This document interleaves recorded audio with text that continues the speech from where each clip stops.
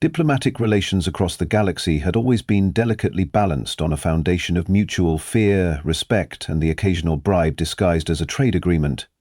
The Zephyrian Empire, however, had recently discovered what they believed to be a revolutionary approach to interstellar negotiations: complete and utter intimidation.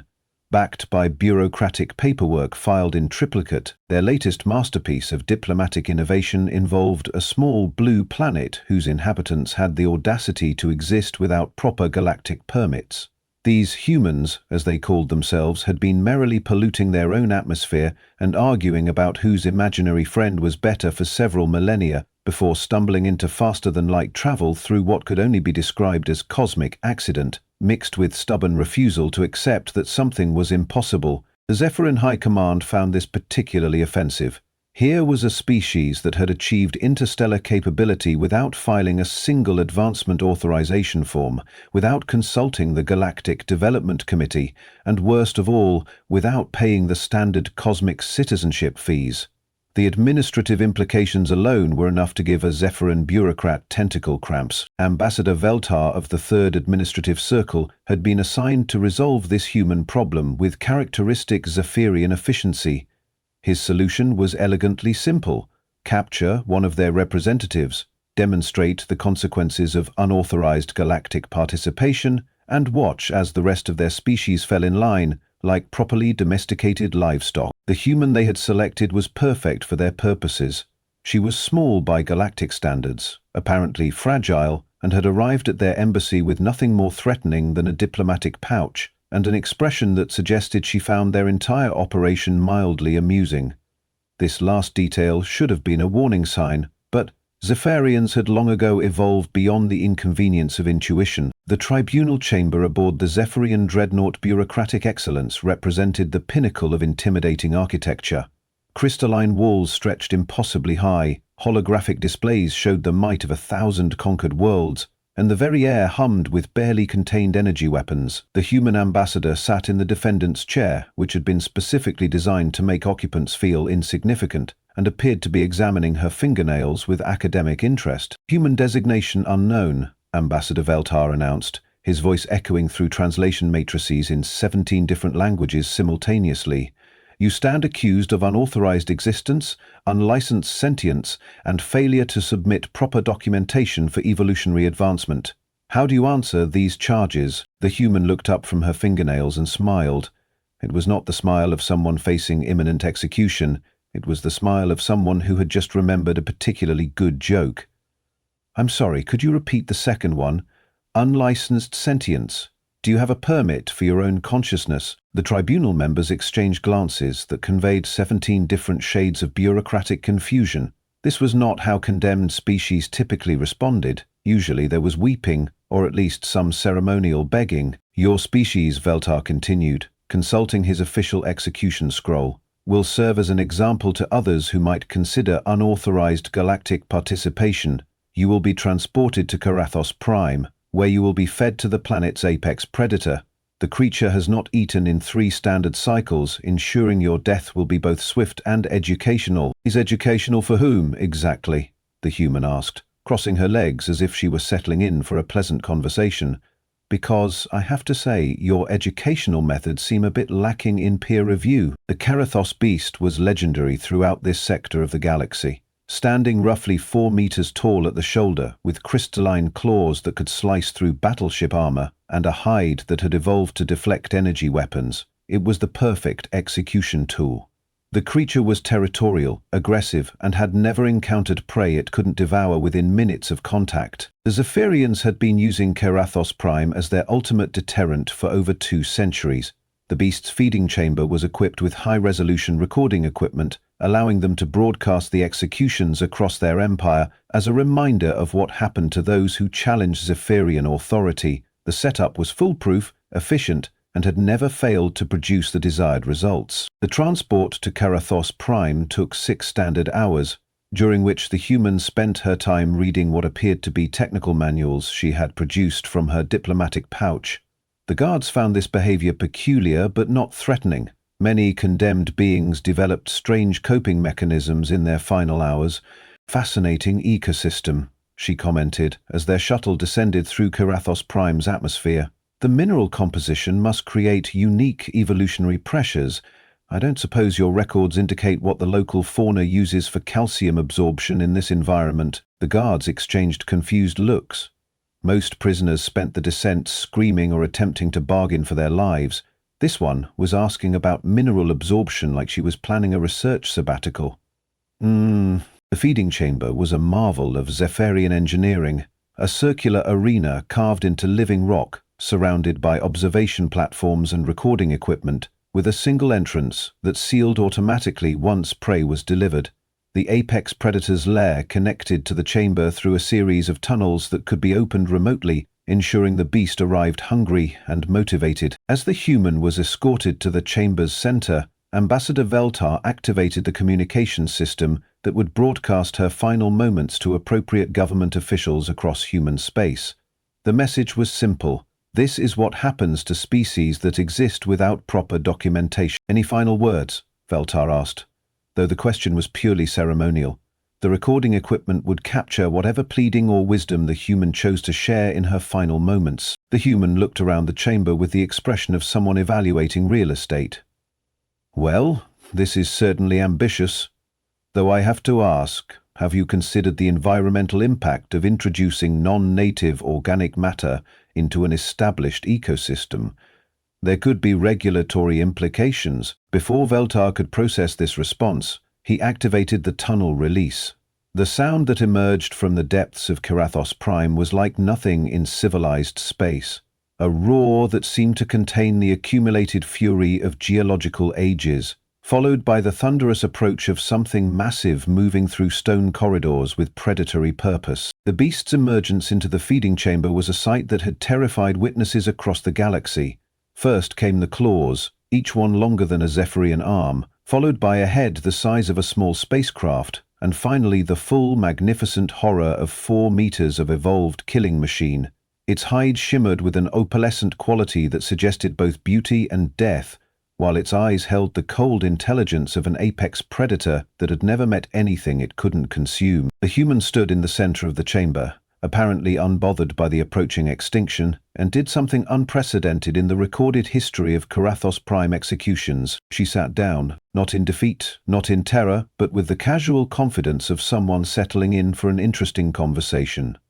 The beast paused, its massive head tilting slightly, as if this behavior pattern did not match its extensive prey recognition protocols. "Hello there," the human said, her voice carrying easily across the chamber's acoustics. "You're magnificent. I don't suppose you'd mind if I asked you a few questions about your metabolic processes." Ambassador Veltar stared at the recording screens, waiting for the inevitable conclusion. The beast would approach, the human would scream, and galactic order would be maintained through proper documentation of consequences. Instead, something unprecedented happened in the feeding chamber of Karathos Prime. The apex predator sat down too. The silence that followed this unprecedented development lasted approximately 4 seconds, which in diplomatic terms represented the equivalent of a small eternity. During those 4 seconds, every Zephyrian observer experienced what their species called cognitive cascade failure, the mental equivalent of a computer trying to divide by 0 while simultaneously running 17 different probability calculations. The beast, for its part, seemed entirely unconcerned with the implications of its behavior. It had positioned itself roughly 3 meters from the human, close enough to demonstrate interest but far enough to maintain what any behavioral specialist would recognize as respectful personal space. Its massive head remained tilted at an angle that suggested curiosity rather than hunger, and its crystalline claws had retracted slightly into what could only be described as a relaxed position. "Well," the human said, apparently addressing the creature directly, "this is unexpected. Though I have to say your bone density must be remarkable to support that kind of mass in this gravitational field. Are you primarily calcium-based, or do you supplement with something more exotic?" The beast made a sound that was not quite a growl, not quite a purr, but something entirely new that seemed to emerge from deep within its crystalline throat structure. The sound carried harmonics that resonated through the chamber's stone walls, creating an effect that was both musical and vaguely unsettling. Ambassador Veltar's mandibles clicked together in what his species considered the equivalent of nervous laughter. "The creature is processing," he announced to his staff, though his voice carried the uncertainty of someone trying to convince himself of something he knew wasn't true. "Apex predators often toy with their prey before consumption. This is normal behavior, sir," one of his technical specialists said, consulting a handheld device that was blinking in ways that suggested mechanical confusion. "The creature's stress indicators are actually decreasing, its heart rate is slowing, and its defensive posture has completely relaxed. These are not typical pre-feeding behaviors." On the chamber floor, the human had apparently decided that the beast's non-aggressive response constituted an invitation for further conversation. She reached slowly into her diplomatic pouch and withdrew what appeared to be a small electronic device and a collection of data tablets. "I hope you don't mind," she said, holding up the device, "but I'd like to take some readings. Nothing invasive, just basic atmospheric and biochemical analysis. I'm particularly interested in how you process the local mineral content. The silicon carbide matrix in this planetary crust must create fascinating dietary requirements." The beast's response was to lower its massive head until it was roughly at the human's eye level, bringing its face close enough that she could have reached out and touched its crystalline features.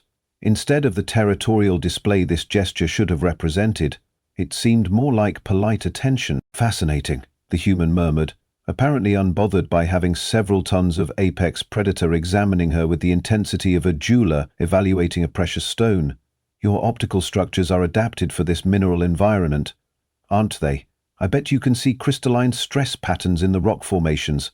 That's how you navigate the tunnel system so efficiently." The beast made that not quite purr sound again, and something remarkable happened. The crystalline formations along its hide began to shift color, moving from their usual opalescent white through a spectrum of blues and greens that seemed to pulse in rhythm with its breathing. "Oh, you're bioluminescent," the human exclaimed with the enthusiasm of someone who had just discovered their favorite scientific hypothesis confirmed. "That's incredible. The mineral absorption isn't just for structural support, is it? You're actually incorporating the local crystal matrix into your own biological systems. That's evolutionary brilliance." Ambassador Veltar was beginning to experience what his species called bureaucratic vertigo, the sensation that reality was no longer following proper procedural guidelines. He activated his emergency communication system and began transmitting a priority message to the Zephyrian High Command.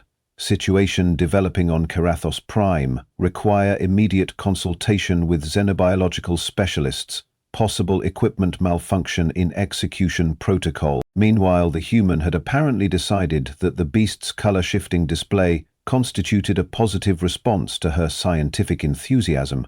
She activated her scanning device and began taking readings of the creature's hide, speaking in the sort of excited tones typically reserved for major scientific discoveries. "Your cellular structure is incorporating silicon carbide matrices at the molecular level," she said, apparently addressing the beast as if it were a research colleague.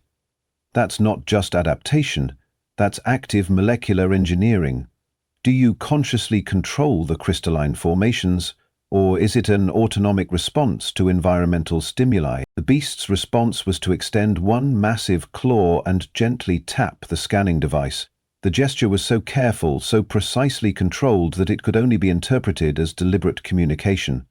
The human looked at the device's readout and gasped. "You're responding to the scanning frequency," she said, her voice filled with wonder. "You can sense the electromagnetic spectrum I'm using. That's sophisticated sensory processing. You're not just a predator, are you?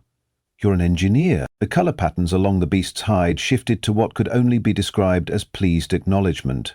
It settled into a more comfortable position, its massive form arranging itself in a way that suggested this conversation was far from over. "Sir," the Zephyrian technical specialist said, his voice carrying the strained quality of someone reporting impossible readings, "the creature's biochemical markers are indicating contentment. It's treating the human as if she were familiar." "Familiar?" Veltar demanded. "That's impossible. No human has ever been to Karathos Prime. The creature has never encountered their species. Nevertheless, sir, the readings are consistent with pair bonding behaviors.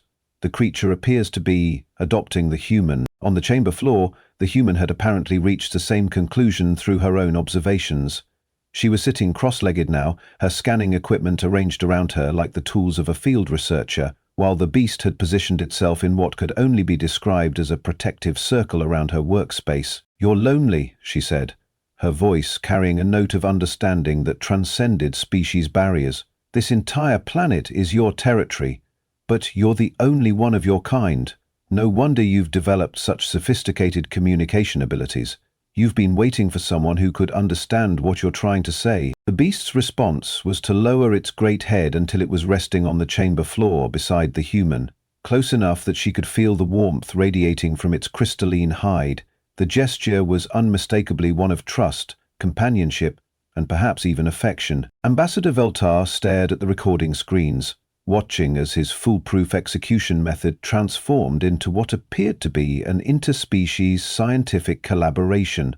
The human was now scratching behind what might have been the creature's ears, if apex predators could be said to have ears, while discussing the theoretical implications of silicon-based neural networks. "This," he said to his staff, "is not in the procedural manual." The emergency session of the Zephyrian High Command convened exactly 47 minutes after Ambassador Veltar's initial distress signal, which, in bureaucratic terms, represented the speed of light multiplied by administrative panic.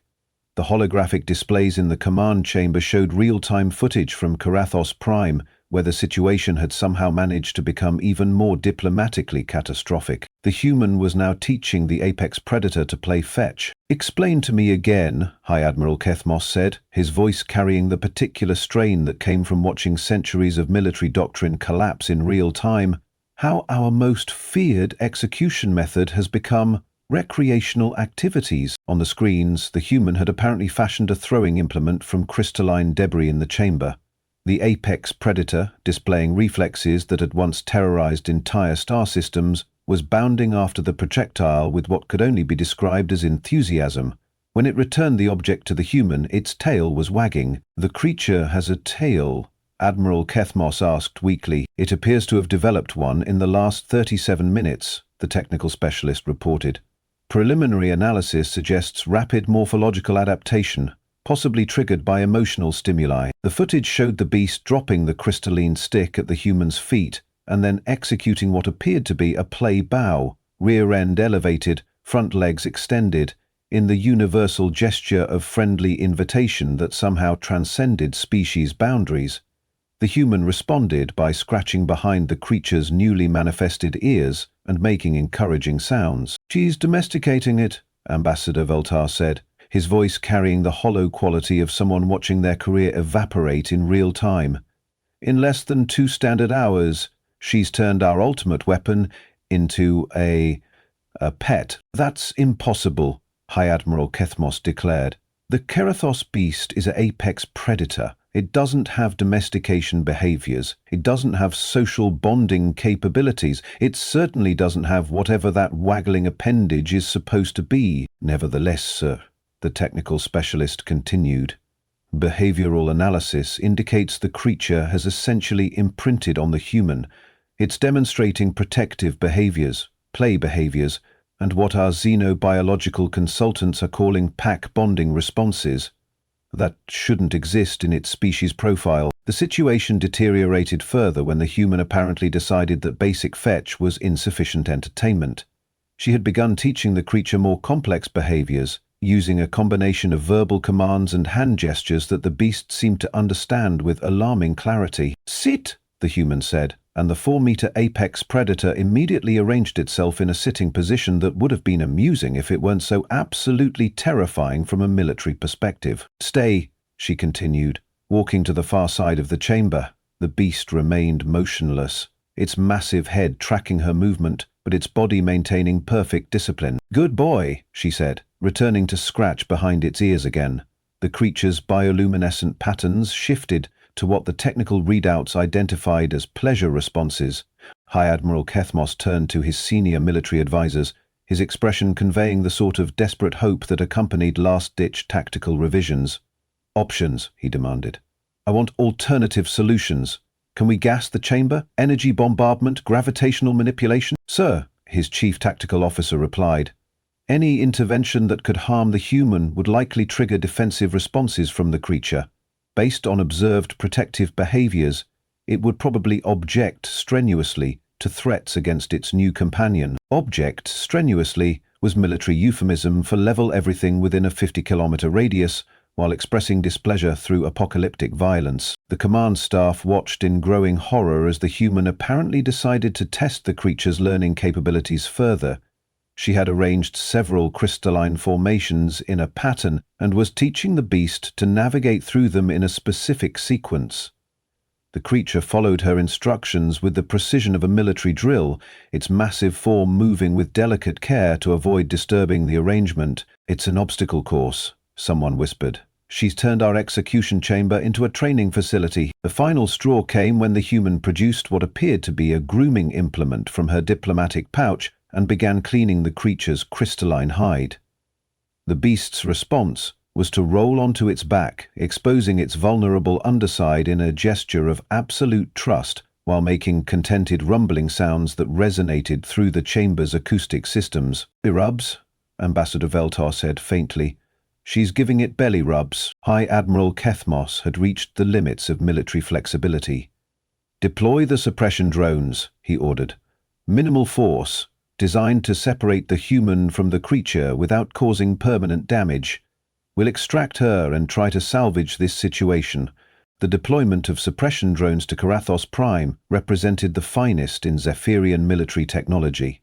Each unit was equipped with stun fields, containment beams, and enough firepower to subdue most known life forms. They entered the chamber through concealed access ports, their anti-gravity systems maintaining perfect tactical positioning as they prepared to isolate the human. The apex predator's response was immediate and educational. The creature's protective instincts, apparently triggered by the presence of potential threats to its new companion, manifested in ways that the Zephyrian military had never encountered. Its hide shifted from pleasant blues and greens to aggressive crimson patterns, while its form seemed to expand, revealing defensive capabilities that had never appeared in their species' profiles. The first drone's stun field activated, sending energy waves designed to incapacitate most biological targets. The creature absorbed the energy through its crystalline hide and somehow redistributed it as a focused beam that reduced the drone to its component molecules. The second drone's containment field experienced a similar fate, while the third drone found itself caught in the creature's jaws and crunched like an expensive snack. "Well," the human said, apparently addressing the creature as it finished consuming the remains of the third drone, "that was efficient? Though I hope those electronics don't upset your digestive system." The beast's response was to nuzzle against her shoulder while its hide returned to pleasant blue-green patterns, as if demolishing advanced military hardware was simply a minor interruption in their afternoon together. High Admiral Kethmos stared at the tactical readouts showing the complete destruction of his suppression force. "How?" he asked, his voice carrying the defeated quality of someone watching military doctrine rewrite itself in real time. "Did our ultimate predator become her personal security detail?" "Sir," the technical specialist reported, "the creature appears to have bonded with the human as its primary pack member. It's now treating any external threat as a challenge to its territory and companion. From a behavioral standpoint, we've essentially created the galaxy's most dangerous guardian." On the screens, the human had resumed her scientific observations, while the creature arranged itself in a protective position that provided optimal coverage of all chamber entrances. Its head moved in regular patterns, scanning for additional threats while maintaining close proximity to its new companion. "The situation has become untenable," Ambassador Veltar announced, his voice carrying the hollow tone of bureaucratic defeat. "We cannot extract the human without risking the creature's retaliation. We cannot eliminate the creature without losing our diplomatic hostage, and we certainly cannot explain to the High Command how our execution protocol has become an interspecies adoption program." High Admiral Kethmos nodded slowly, his strategic mind already calculating the implications. "Prepare a priority transmission to the Galactic Council," he ordered. "It appears we may need to renegotiate our diplomatic position regarding the human species." In the chamber below, the human was now teaching the apex predator to shake hands. The Galactic Council's emergency session 3 days later would be remembered as the most diplomatically humiliating event in recorded interstellar history. The human ambassador arrived riding the apex predator like it was the galaxy's most terrifying diplomatic transport, while the creature wore what appeared to be an improvised saddle crafted from chamber debris and an expression of supreme contentment. "Honorable council members," the human began, dismounting with casual grace while her companion settled beside the speaking platform like an enormous crystalline dog. "I believe we need to discuss updated diplomatic protocols." The assembled representatives of 47 galactic civilizations stared in collective horror as the creature that had served as their ultimate deterrent for centuries now sat politely at heel, occasionally tilting its massive head to accept ear scratches from the human it was supposed to have devoured. "The Zephyrian Empire," she continued, "seems to have some misconceptions about human diplomatic flexibility. We're quite adaptable, actually. Give us a terrifying apex predator and we'll make friends with it. Give us impossible odds and we'll find creative solutions. Give us bureaucratic nonsense and we'll demonstrate why that's generally a poor strategy."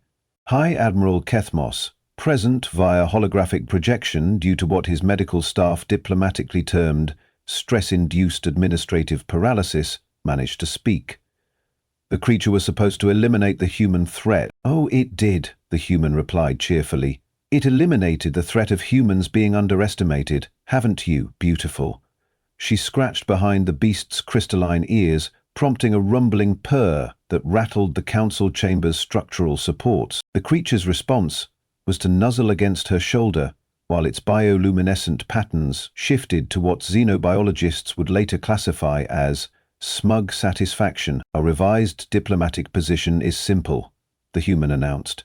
"Humanity requests equal representation on the Galactic Council, formal recognition of our interstellar sovereignty, and a complete overhaul of your species classification protocols. In exchange, we'll consider not introducing you to the rest of our planetary wildlife.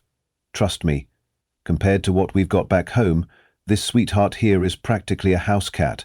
The Galactic Council's unanimous acceptance of human diplomatic demands was recorded as the fastest legislative action in interstellar history. 6 months later, Ambassador Veltar filed his final report on human integration.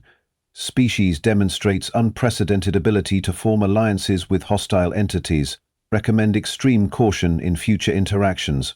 Also recommend better pet insurance policies for diplomatic facilities." The apex predator, now officially designated as Assistant Ambassador for Interspecies Relations, had developed an unfortunate habit of following human diplomats to official functions, where it would sit obediently beside negotiation tables while various galactic powers reconsidered their positions with remarkable speed. Somehow, feeding her to the planet's most dangerous creature had resulted in humanity acquiring the galaxy's most effective diplomatic asset. The universe's sense of irony, it seemed, was functioning perfectly. The implementation of the new diplomatic protocols proved even more entertaining than their negotiation. Within weeks, human ambassadors began arriving at various galactic facilities, accompanied by what they cheerfully described as emotional support animals, a term that sent shivers through xenobiological departments across the galaxy. The Altarian Trade Federation's first encounter with a human diplomat's therapy dog resulted in a complete revision of their tariff structure after the creature, roughly the size of a small shuttle, demonstrated its ability to calculate compound interest by arranging cargo containers into mathematical equations. The fact that this particular dog also happened to be capable of achieving orbital velocity through sheer muscular effort was considered a minor diplomatic footnote. The crystalline hegemony's attempt to intimidate human negotiators by hosting talks in their most austere governmental facility backfired when the human ambassador's service cat began purring in harmonics that resonated with the building's crystal matrix, causing the entire structure to glow with what could only be described as architectural contentment. "We appear to have underestimated their capacity for weaponizing friendship," Admiral Kethmos noted in his classified report to the High Command. "Every creature they encounter seems to undergo immediate behavioral modification in their favor. It's as if they emit some sort of universal companionship frequency." The human ambassador's response to this observation, when it was diplomatically shared during a council session, was to smile and pat her crystalline companion's massive head. "We prefer to think of it as aggressive friendship protocols," she said. "Though I suppose the results are the same." The beast's contented rumbling seemed to suggest agreement, while its bioluminescent patterns shifted to what the Council's xenobiologists had reluctantly classified as diplomatic smugness. Galactic civilization, it appeared, was learning to adapt to humanity's most dangerous weapon, the ability to turn any situation into an opportunity for making friends.